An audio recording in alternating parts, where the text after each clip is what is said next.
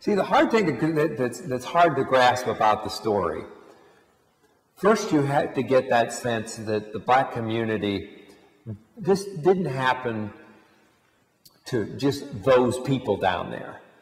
The black community had been here, established here, for about 25 years. These were neighbors. These were people that not only had been here a long time and had their roots here, but they were people that the other folks, the white folks, knew, that they saw on a daily basis, that they knew where their church was. They saw their children. These were not strangers. The mentality of, or the culture of, and not just Pierce City, but probably in the South in general, was that that sort of behavior was condoned back then. That if a black man violated the law, that it was okay for vigilante law to take place, and the citizens of the city could just step up and basically take the law in their own hands. And I think that's what happened down there that night, and it didn't seem to upset government people or law enforcement people. And I think that's kind of a travesty of what took place in Pierce City that night.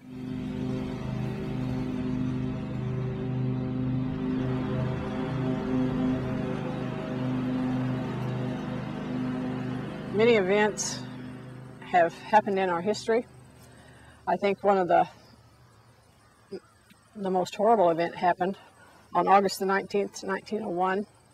It's been a mark on our community, and in the year of 2001, it was the 100-year anniversary, and so our group of the folks got together and thought it should be commemorated in some way, and this marker was placed here, and it says, "May community be restored," and that in itself says, may we come together in peace.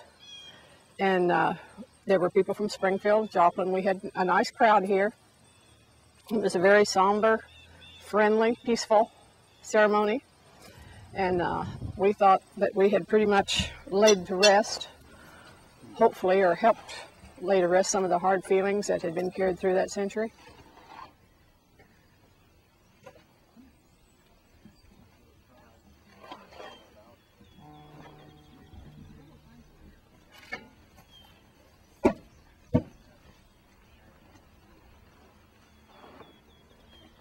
It would be nice to be standing here right now and to look up and see a monument to a black Civil War veteran.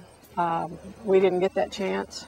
As our mayor today said, we lost one of our citizens, and it was a very sad, unexpected thing that happened. And in our hearts, we still feel that we did the right thing by commemorating that terrible date. People know it was wrong. No one living here today, of course, had anything to do with it. But it's in the history books. It is there. All history is not pretty.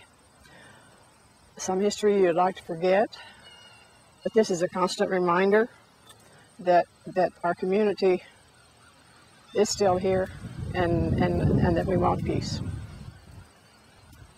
Pierce City in 2005 is a much different community than it was in 1901. And the average citizen down there is probably very oriented in his church, very oriented in community activities, very oriented in raising their children, and that they have fine schools. But these same average citizens have very little knowledge of any of what happened in 1901.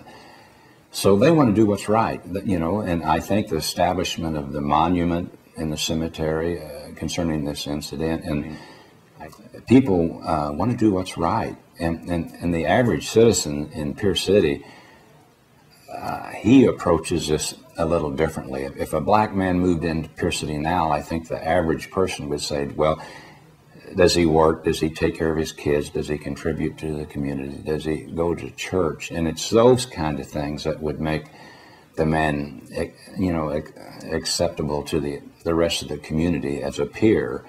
And I don't think that the simple fact that the man was black would have any effect on Pierce City common people at all.